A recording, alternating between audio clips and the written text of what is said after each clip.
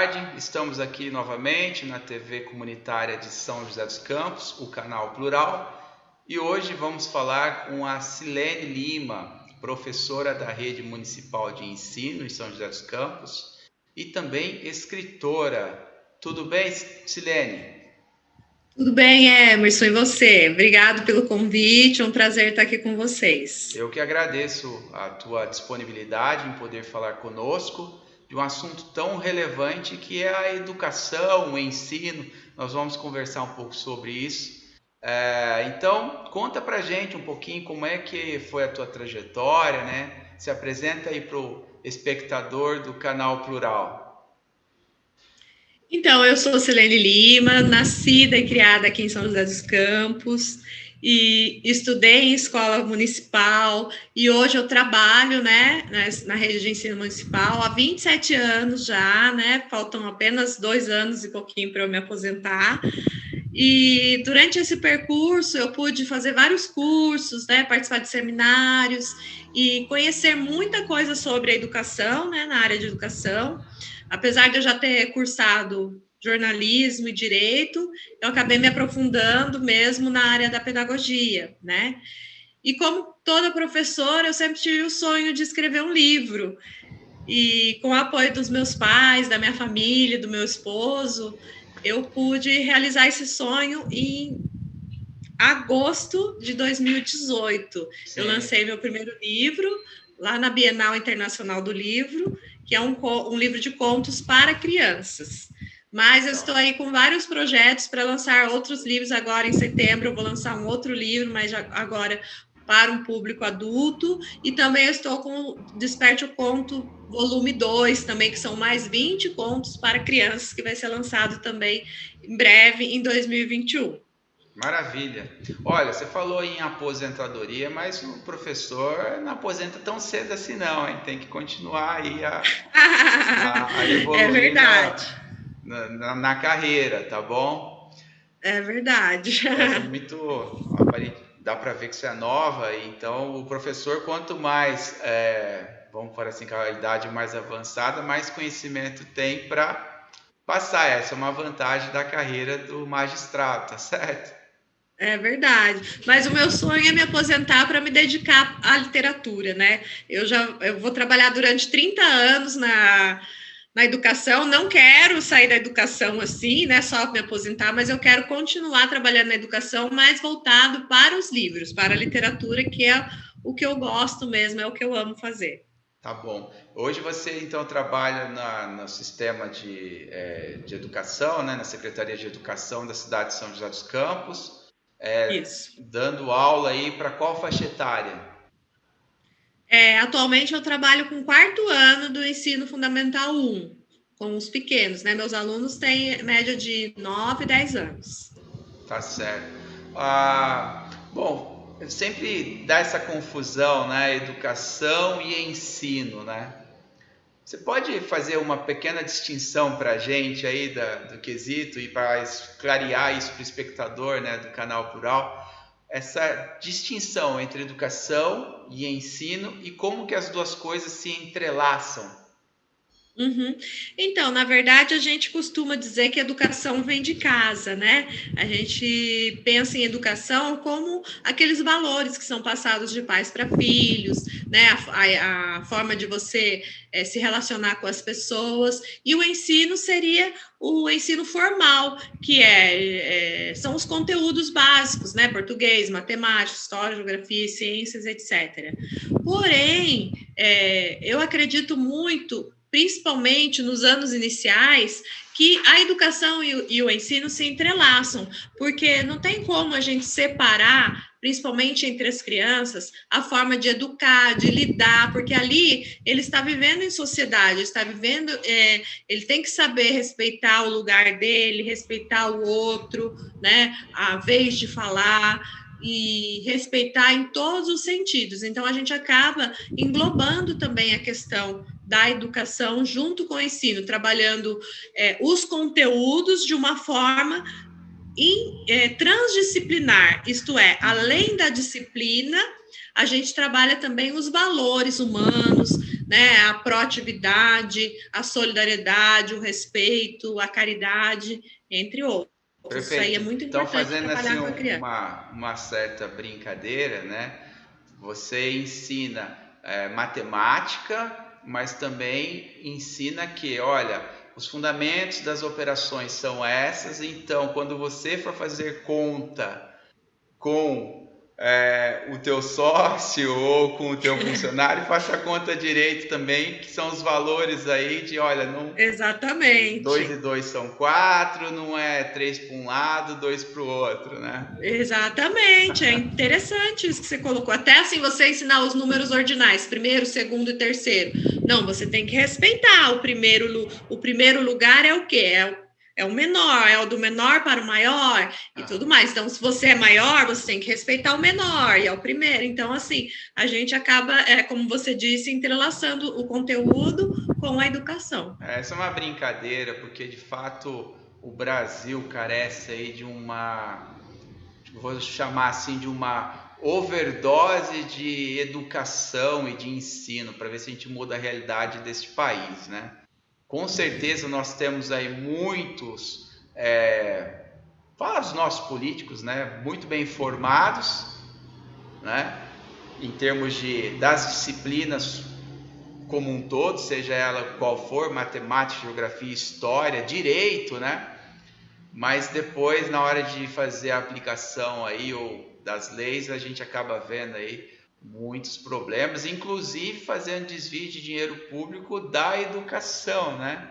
É muito triste isso, então, né? trabalhar assim valores fundamentais, né, que estão associados à educação, que começa lá no berço, que foi que você colocou, é fundamental para que o aluno, então, quando for para um ambiente formal, né, de ensino, saiba respeitar o ambiente e ali conviver conforme se espera, né, para que isso aconteça. É isso, Silene?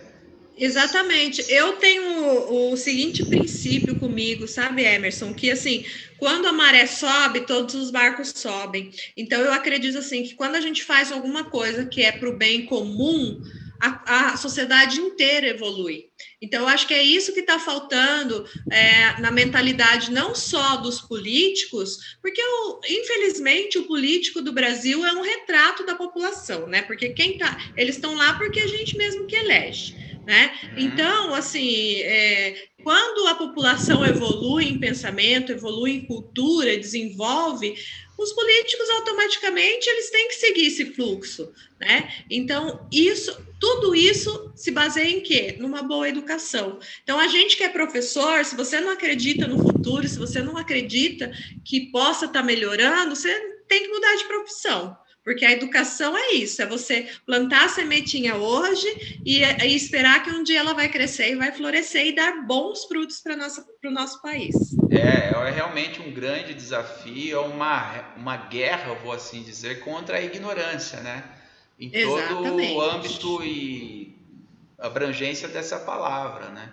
Então, realmente é um legado assim que os professores, né, têm e deixam para a sociedade, que tem que ser valorizado, não podemos abrir mão desse pilar na nossa sociedade.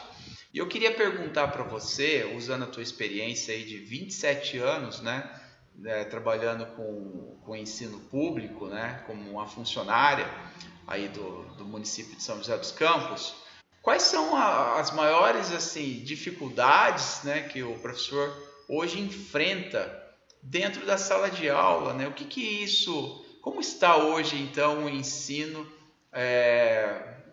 para os profissionais? Como é que está essa dificuldade hoje?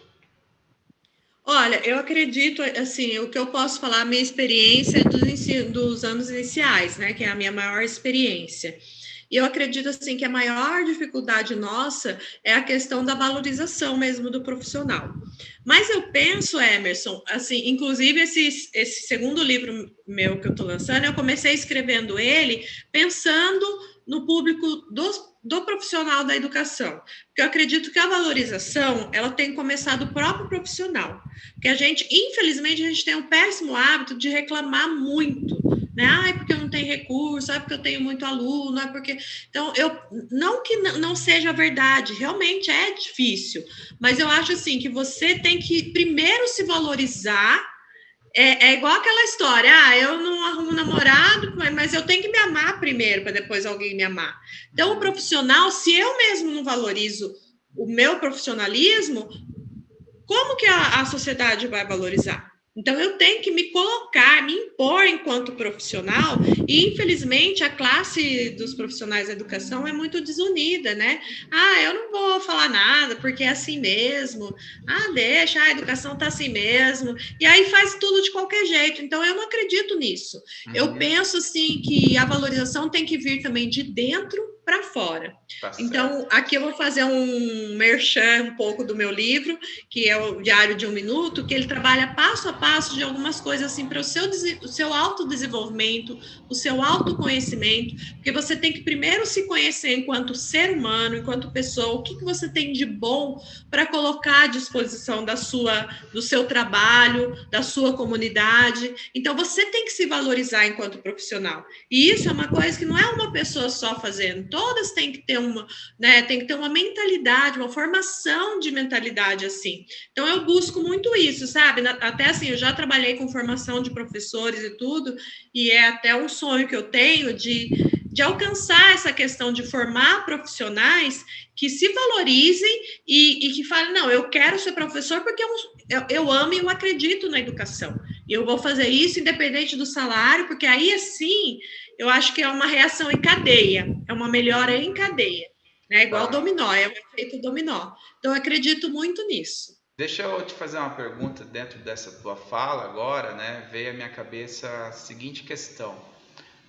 Você acha que hoje nós estamos formando maus professores? O que eu quero dizer com isso? Você vai ser um engenheiro, por exemplo, a gente sabe que existe um grau enorme, né? Pelo menos nas boas faculdades, de exigência aí quanto ao estudo, a técnica, etc.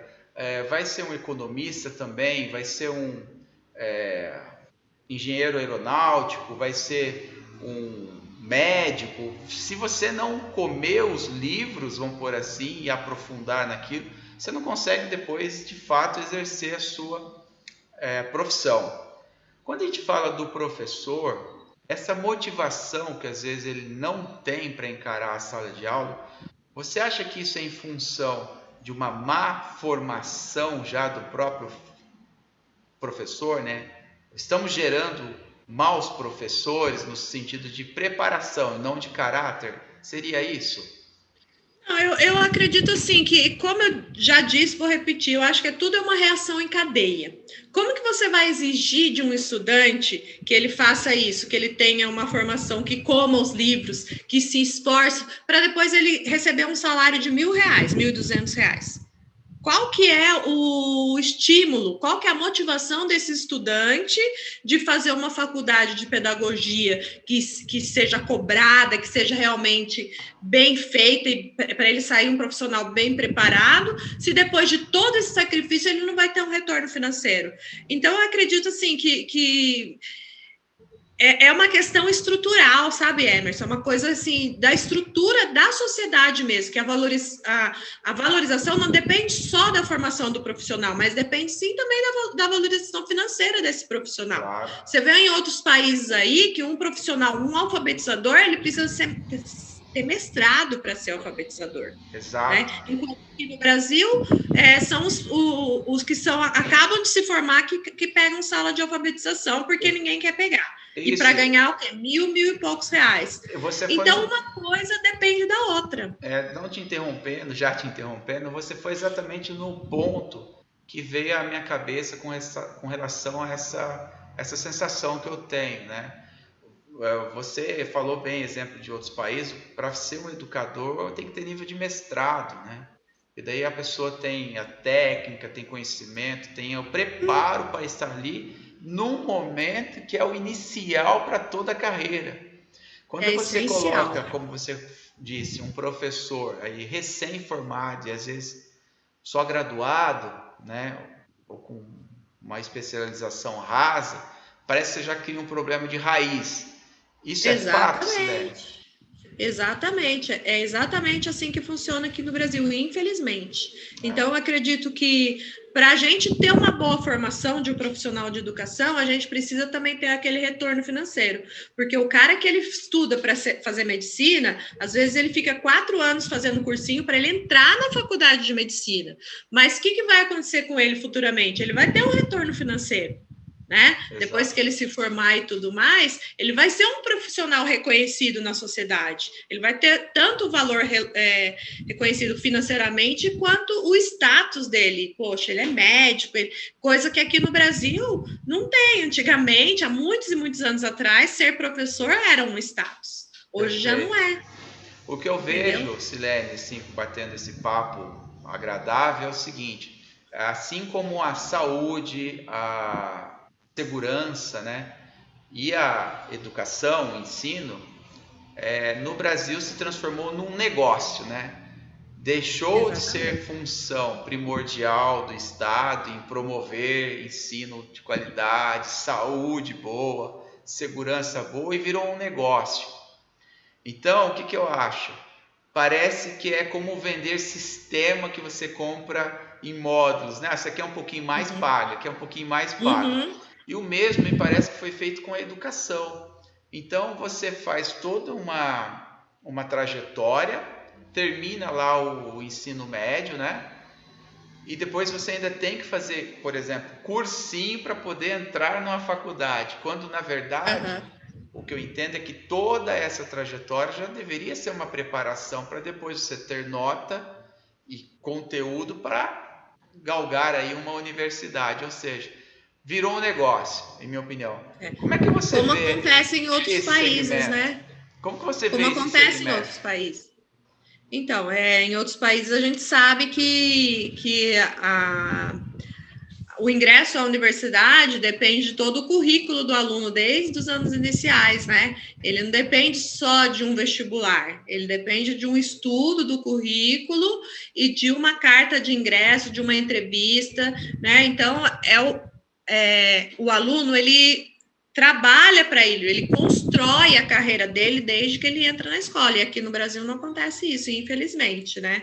Mas eu acredito que é tudo uma questão mesmo de estrutura do país, porque também tem questões de interesses, né, Emerson? Sim. Qual que é o interesse do político de ter uma classe aí de eleitores que têm um conhecimento maior e tudo, que não vão eleger, que não vão trocar o seu voto por uma cesta básica, que não vão trocar o Perfeito. seu voto entendeu? Por dinheiro. Então, é tudo jogo de interesse. Se houvesse esse investimento na área da educação, esses eleitores, a tendência é não existirem mais, né? O certo seria, mas aí não vai ter quem vote, né? Para essa perpetuação do poder que a gente tem hoje, né? Dos políticos. Perfeito, é um bom diagnóstico, e aí você tem realidades completamente diferentes, né?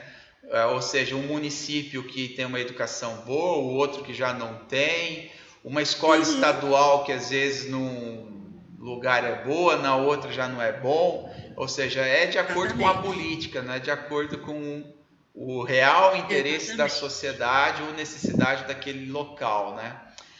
Bom, como a gente está falando numa TV local, né, Emerson, de âmbito São José, eu tenho até orgulho de dizer que eu estudei aqui em São José, como já disse no início, trabalho aqui em São José, e que a educação em São José, comparado a várias outras cidades aqui do Brasil, ela é uma educação bem assim avançada no sentido de recursos, no sentido de tecnologia, e isso aí a gente tem feito desde 2014 a formação na área tecnológica, e agora com a pandemia entrando, a gente teve que se aprofundar ainda mais no ensino à distância, no ensino remoto. Então, nesse sentido, eu acredito que a gente saiu um pouco na frente. É bom para a gente, né, que mora aqui, que vive aqui, mas é triste a gente saber que é uma realidade do Brasil, e a realidade não é igual para todas as cidades, como você disse. Deixa eu te fazer uma pergunta agora. Vamos falar um pouquinho da pandemia, né? Que com certeza afetou e ainda está a afetar bastante a questão do ensino no Brasil, com muitas polêmicas, discussões. Tem que voltar ou não tem que voltar à aula, né? Você que vive isso no teu dia a dia, essa discussão, e é uma agente, né? Promotora aí do ensino no Brasil. Conta pra gente como é que está sendo essa experiência, tanto do ponto de vista negativo, que a gente sabe que existe, mas também positivo, né? Falando agora Uhum. nas soluções, na criatividade que se teve que ter por conta da pandemia. Bom, eu penso assim, no primeiro momento, a gente não esperava ficar tanto tempo, né, com as crianças em casa. Então, eu penso que é o momento dos pais estarem estreitando esse laço de afinidade com as crianças, né, e tá procurando ensinar outros ensinamentos, né? Porque não é só o ensino de português, história, geografia, das disciplinas, né, da escola que é importante para a criança, mas a formação, essa formação que a gente estava conversando, né? Formação que vem de casa, de valores, de respeito, de você valorizar os seus irmãos, de você respeitar os mais velhos, de você aprender com as histórias da sua avó, com as histórias da sua mãe, né? Você mostrar o que você aprendeu. Você, através de uma receita de um bolo, você ensina ali várias coisas para a criança, você desenvolve várias áreas do cognitivo da criança. Quando você senta para ler uma história para a criança, ou mesmo contar aquela história de memória, você ativa várias partes do cérebro com a afinidade. Os pais, eles não têm noção da importância do laço afetivo na formação cognitiva de uma criança. Então, acho que esse momento a gente tem que pensar nessas questões, não pensar só que a criança está sendo prejudicada, até porque se um está sendo prejudicado, todos estão, porque está todo mundo no mesmo barco. Então, a gente tem que aproveitar esse momento para curtir uma natureza com meu filho, para mostrar para ele como que faz um bolo, para contar histórias da minha infância, para pintar um quadro com meu filho, para desenhar alguma coisa, entendeu? Então, nessas pequenas atitudes, você está desenvolvendo importantes áreas do cérebro através de laços afetivos, que é o de pai, filho, de família. Eu acho que isso mais importante até do que o ensino formal.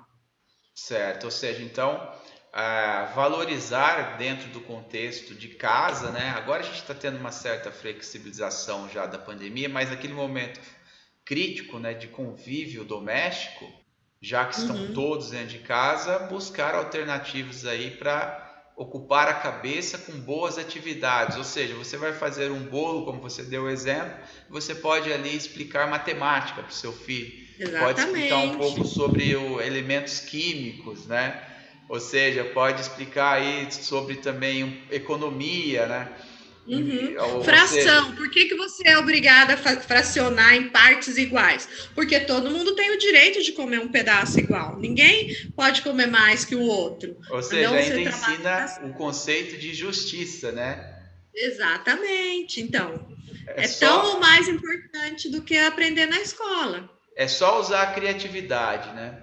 Mas aí, Silene, vem um outro dilema, que é a questão da preparação dos pais, né? Para esse momento. A gente sabe que a população brasileira, né, em geral, nos últimos 30 anos, vamos colocar assim, decaiu bastante, né? Essa questão de qualidade, de conhecimento geral, né?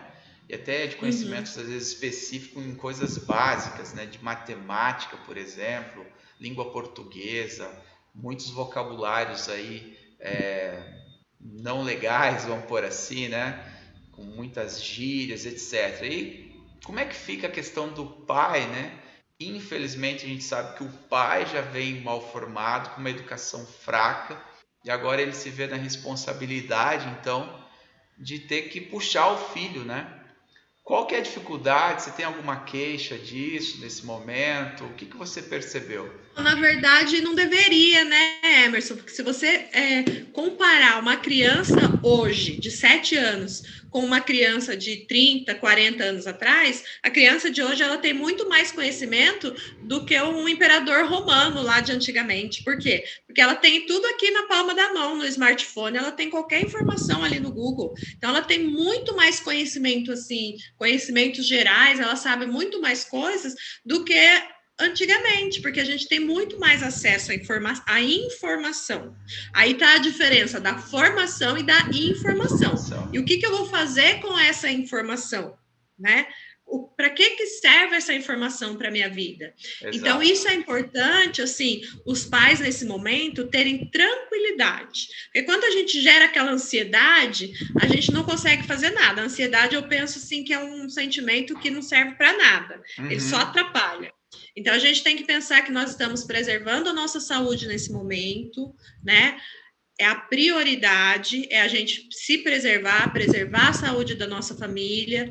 E os conhecimentos, você, dessa forma, naturalmente procurar ensinar através de um bolo, através mesmo de um programa de televisão, através de uma leitura, né? A gente tem aí várias plataformas de leitura gratuitas, Brinkbook, várias plataformas, né, de livros que você pode baixar em PDF, fazer leitura. Mesmo no YouTube, a gente tem o YouTube Edu, que tem vários vídeos educativos. Então, o pai precisa lançar a mão dessas ferramentas que estão aí, mesmo ele não tendo, né? O filho, a criança, ele está assim, a 1000 por hora querendo aprender, com a antena parabólica voltada assim, para querer aprender.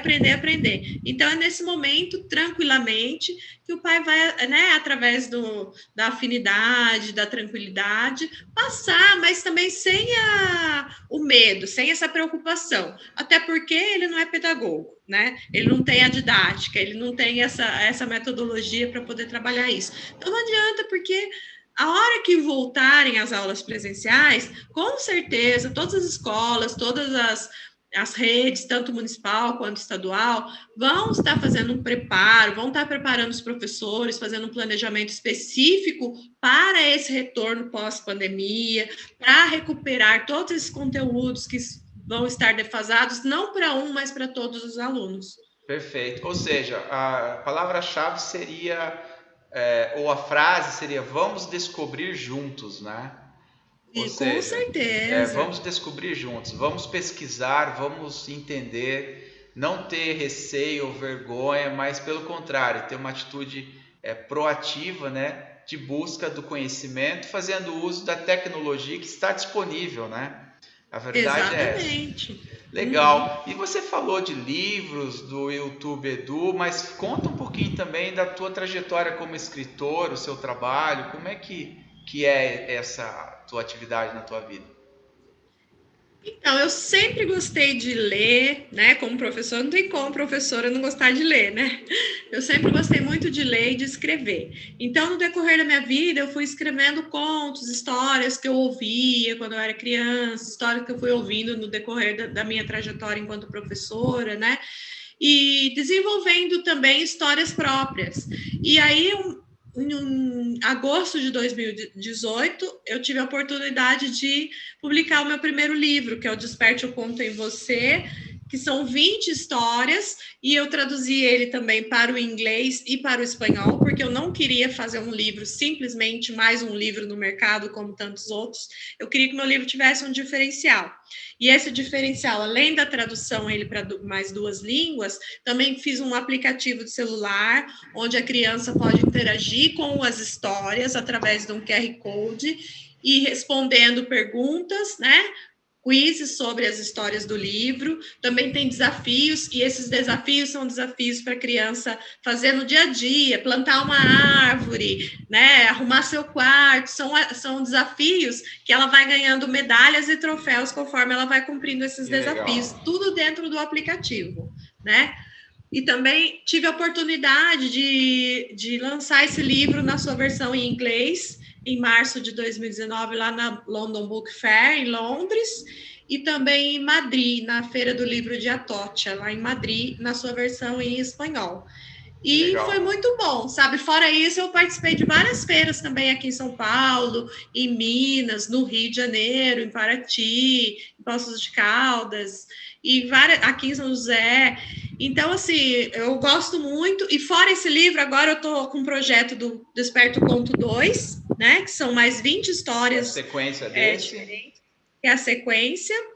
E também, como eu já disse, eu tenho o Diário de um Minuto, que agora eu estou lançando agora no mês de setembro pela editora da Galeria, da Ana Pirolo, que é um livro interativo também voltado para o público adulto. Eu pensei ele inicialmente para professores, mas depois, conforme foi fluindo o projeto, eu percebi que ele... Professor é ser humano, né? Então, qualquer pessoa pode estar lendo esse livro, pode estar usando... Porque eu tenho essa coisa de interatividade, eu gosto de tudo interagir, né? Eu acho que você lê o livro, também poder rabiscar. Eu sempre gostei muito de rabiscar meus livros, né? Grifar. Então, esse Diário de um Minuto são 30 reflexões, uma por dia, trabalhando o desenvolvimento humano, trabalhando o autoconhecimento, onde você pode estar também escrevendo ações, né? Metas para a sua vida, para o seu dia a dia, e estar evoluindo enquanto ser humano. Vai ser lançado agora, inclusive até vou convidar você, porque a gente vai ter que fazer uma publicação dele, né, o lançamento dele virtual devido à pandemia, né? Tá. Então, assim que eu tiver marcado o lançamento, eu te aviso. Claro, tá bom? vai ser um prazer o Canal Plural participar e prestigiar esse evento que muito engrandece a nossa localidade aqui.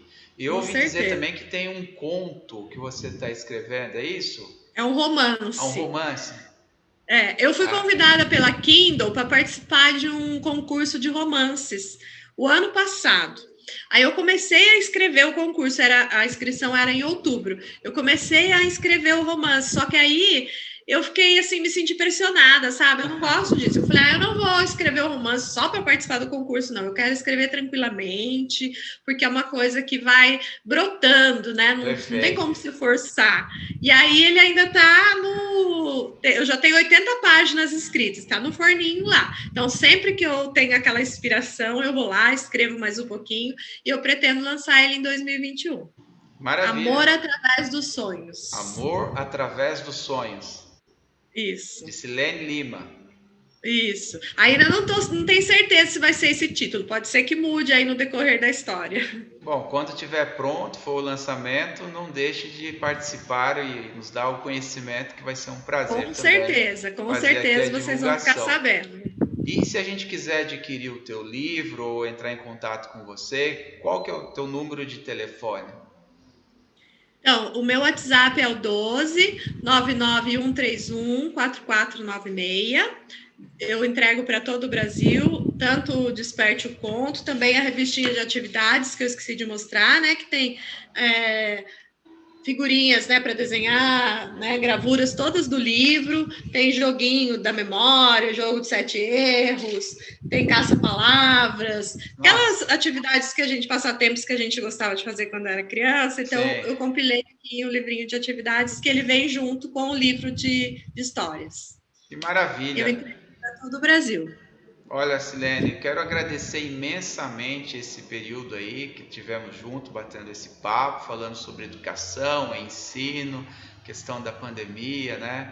E boas dicas aí trazidas por você, né? Para os pais, né? E para os alunos, para enfrentar esse momento que não está sendo fácil para ninguém. A verdade é essa. Então, o Canal Plural quer te agradecer pelo teu tempo, pela disponibilização das informações. A TV comunitária de São José dos Campos é nossa, né? É da comunidade. Então, faça a sua sugestão também e a porta está sempre aberta para você, Silene.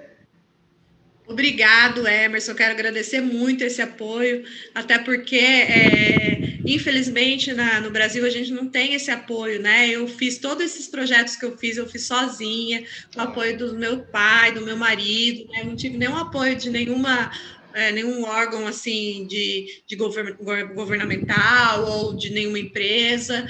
Eu estou fazendo tudo assim com as minhas próprias pernas. Então, assim, é importante a gente ter canais como o seu, assim, como esse Canal Plural, para poder ajudar a gente a divulgar o trabalho, esse trabalho de literatura que é tão importante para a educação e para a formação do cidadão brasileiro, né? Perfeito. Tá bom? Agradeço coração essa parceria. Não, perfeito, parabéns, você é uma guerreira. O Canal Plural, Obrigada. então, vai ficando por aqui, nesta entrevista maravilhosa que tivemos com a Silene Lima, professora da Rede Municipal de São José dos Campos, já há mais de 27 anos atuando como professora, educadora, e também escritora de contos e histórias aí que são educativas e que passam valores importantes para o cidadão. O Canal Plural então fica por aqui. Voltamos com as nossas programações no canal 3 da NET, claro, a TV a cabo que passa aqui na região de São José dos Campos. Você também pode curtir a nossa página no Facebook e o nosso canal do YouTube. Fique conosco, não saia daí. Muito obrigado pela tua atenção e até a próxima entrevista.